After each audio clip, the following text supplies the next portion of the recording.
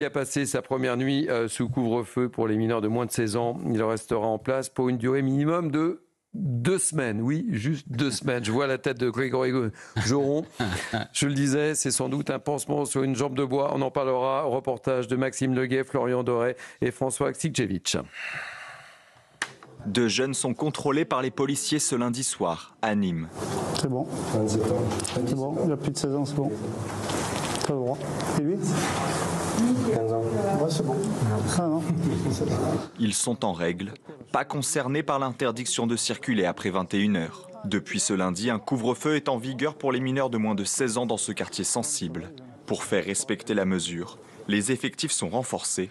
Aux 5 équipes de police présentes habituellement s'ajoutent 38 CRS venus en renfort depuis Toulon. Objectif affiché par le directeur de la police du Gard, Jean-Philippe Naon, déstabiliser les trafiquants de drogue qui sévissent dans la ville.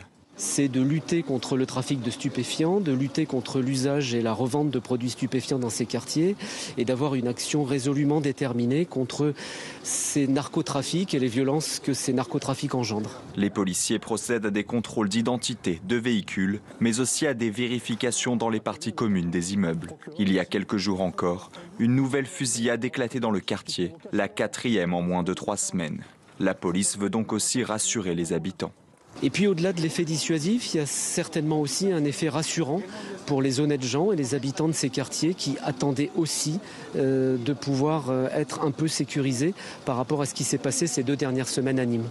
L'opération couvre-feu et sécurisation sera reconduite chaque soir jusqu'à nouvel ordre. C'est bien ça, c'est bien.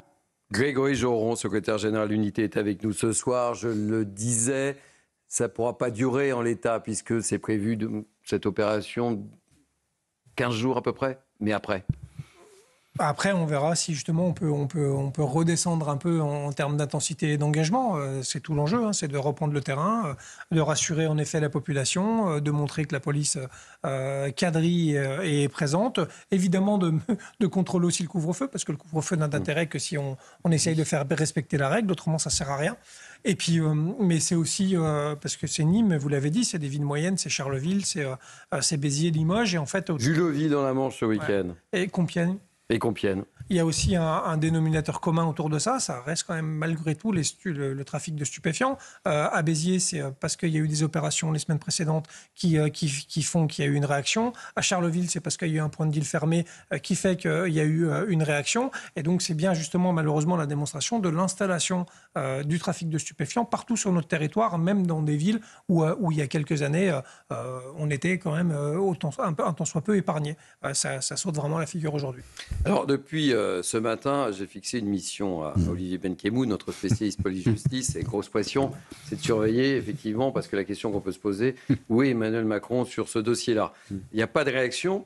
Mais quand je vous dis ça, je mens parce qu'il y en a eu une, mais qui ne concerne pas spécialement le problème de violence dans les communes moyennes. Non, mais Emmanuel Macron, ce n'est pas des sujets qu'il affectionne.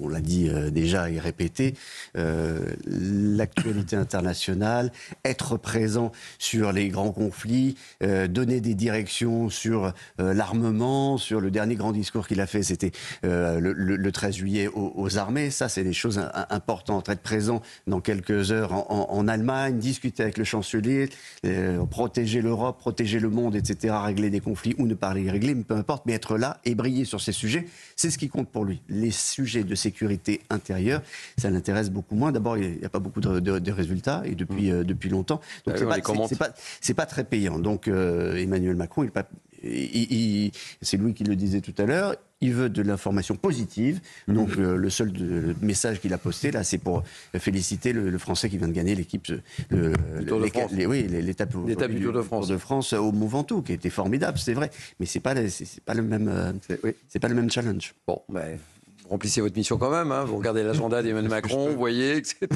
Je suis désolé, mais depuis ce matin, vous avez accepté, donc évidemment, j'en profite. Louis de Ragnel. Non, mais évidemment, je suis d'accord avec ce que dit Olivier Benkemoun. Non, j'ajoute simplement que Emmanuel Macron, surtout, ce qui est grave, c'est pas tant que ça l'intéresse pas, c'est qu'il a renoncé. Il est totalement conscient de la problématique, mais il sait que politiquement c'est tellement compliqué, et même il ne veut pas, et puis il est conscient de l'état de fragmentation du pays, et sur plein de sujets, on en a déjà beaucoup parlé sur cette antenne sur la question de l'antisémitisme, que à la fin, voilà, et le président de la République fait le choix de ne plus se saisir de ces sujets-là. On peut citer des exemples récents. Le rapport sur l'entrisme des frères musulmans, à la fin, il ne se passe pas grand-chose. Il était question de durcir la relation avec l'Algérie. À la fin, en parlera de l'Algérie tout à l'heure. Sur l'immigration, il était question d'exécuter 100% des OQTF. Il ne s'est pas passé grand-chose. Voilà. Le constat est accablant. Carl Olive, qui était notre invité ce matin sur CNews et sur Europe 1, a réagi sur le dossier. On a Carl Olive qui a réagi. Un outil.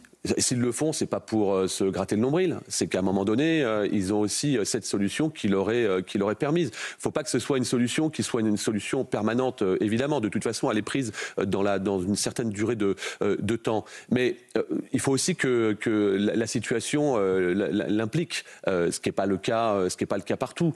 Moi, je l'ai pas mise en place à l'époque où j'étais maire parce que justement, on avait des sujets de prévention de la délinquance. On avait des médiateurs. On avait également des associations qui permettaient, je dirais, en amont, d'éviter peut-être le fléau. Mais c'est pas une science. Et je pense que les maires qui prennent cette décision, force est de constater que cela fonctionne. Encore faut-il que ça génère pas 100, 200 gendarmes ou CRS supplémentaires. C'est là tout le débat, effectivement, quand on met un couvre-feu, ça mobilise des gendarmes.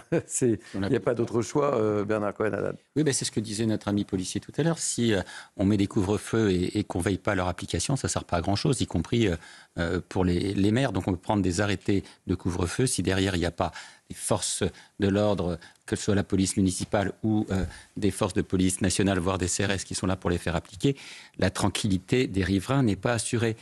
On évoquait tout à l'heure, je crois que c'est Olivier Benkemoun qui parlait de conquête de territoire, de souveraineté. Mais là, dans ces quartiers aujourd'hui, l'ordre public, il est plus du tout, et l'ordre républicain, il n'est plus du tout respecté. Les principales victimes, ce sont ceux qui habitent dans ces quartiers, qui sont sous la tutelle, sous la dépendance de ces gangs de plus en plus jeunes, de plus en plus organisés, qui vous empêchent d'entrer dans la cité ou dans l'environnement de résidentiel à telle heure et vous empêchent d'en sortir à une autre heure. La plupart du temps, certains gèrent la cité. Donc, complètement. Donc les vrais maîtres de l'espace territoire et les vrais maîtres de l'espace financier, puisqu'ils sont aussi des vrais chefs d'entreprise du trafic et de la mafia, régissent un territoire. Et c'est pour ça qu'on attendrait bien entendu une parole du président de la République, mais aussi du chef du gouvernement, puisque le président préside et en 5e République et en principe le Premier ministre gouverne. Pour l'instant, on n'entend pas plus le Premier ministre sur ces questions. Ni l'un ni l'autre. Moi, on parle du Mont Ventoux et du Tour de France. Mais Grégory Joron va vous le dire, mais un point de deal, par exemple, ça a un horaire d'ouverture, un horaire de fermeture. Bah oui, c'est un vrai business, c'est une organisation. C'est sur Google, vous les trouvez. C'est facile. Comme un magasin. Bien sûr. C'est un vrai business, donc il y a des moments, le moment où le point de deal est ouvert et fermé, vous ne rentrez plus. Voilà, c'est les dealers qui ont pris le territoire et qui ont pris le marché. Et je disais qui parfois se substituent, ils ont un rôle social en plus dans certaines cités. Ils apportent des paquets. À Marseille, c'est pire que ça. À Marseille, ils vous prennent même en charge les enfants des habitants pour les emmener au judo parce qu'il n'y a pas de bus. Ils louent des bus pour les emmener à la plage. Ça, c'est une réalité dans les cités, le Flamand, etc. C'est une réalité. Donc en fait, ils passent un peu pour des Robins des Bois d'un côté, alors que c'est extrêmement dangereux. Et une fois qu'on met le doigt un peu dans l'engrenage, c'est un peu compliqué de s'en sortir. Après, ils viennent frapper pour dire votre appartement va nous servir de nourrice. Il y a quand même c'est un rapport de force à la fin. Mais globalement, dans le quartier, en effet, ils s'occupent aussi. Ils assurent aussi des missions sociales. Énorme. Là où l'État est parti. C'est justement les sociétés parallèles qui se sont construites et qu'on doit combattre.